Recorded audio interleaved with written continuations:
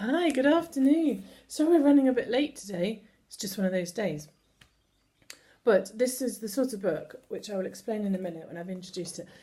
This book today is called Bed 12 by Alison Murdoch, and it's quite a thin one, as you can see.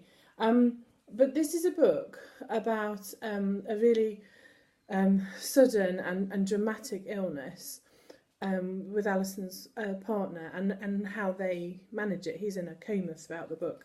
And it's when you read a book like this, where real stuff's happening, that it's very useful, I think, to read occasionally and then to get perspective on your own issues and your own worries and things, because I just feel they're really good books to get you back into what's really important in life.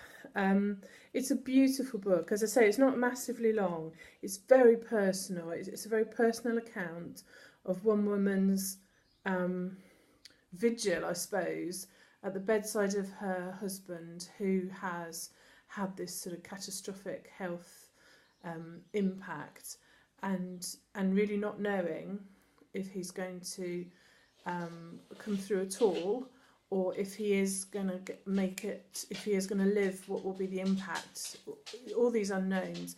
It's just beautifully told. There's lots of humour in it, which is just, I think sometimes in those moments of great stress, it's that laugh or cry kind of syndrome.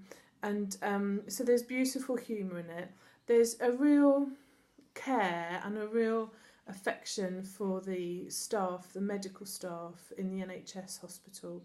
And I think that's also really lovely. And I hope everyone who was involved in that particular team and other teams around the country get to read this and feel that affection and that joy and that gratitude that we all feel, those of us who've used any service within the NHS and have received really amazingly good care.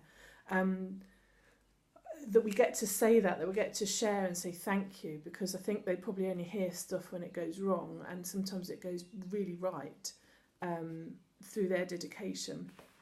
So it's also, a real kind of homage to this amazing healthcare system we have in this country, which is not flawless, but which is pretty extraordinary.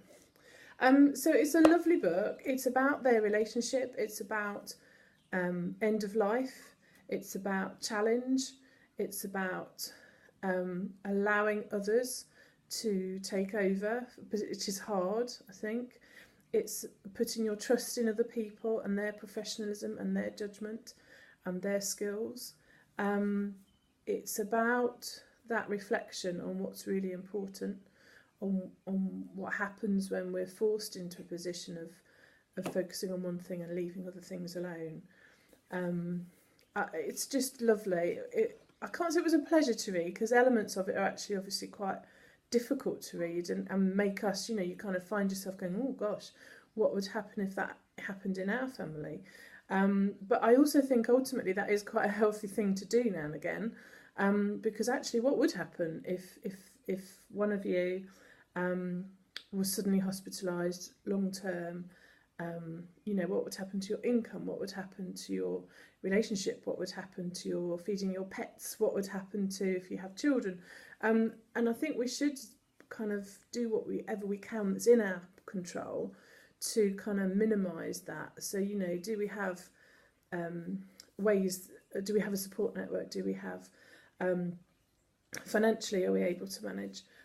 All those questions actually I think are really important.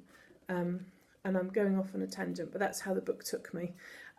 It's lovely. I think what's interesting and comes back to that financial thing is one of the commentators on it said, had that been in another country where you paid for healthcare, they would have been bankrupt from the level of care that he received.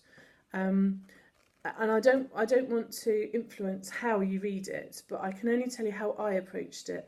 I was slightly concerned about the nature of the book, having read the spiel, and so I did go to the back and I did read to brace myself for what may or may not happen at the end, and then I read it with a different heart.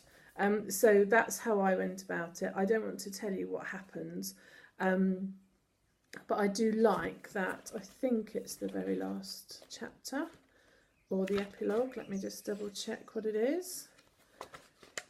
There's an epilogue, and I think I'm so glad that was there. I'm so glad that I was able to read that perspective and get that information. So the epilogue for me really made it into a pretty perfect read.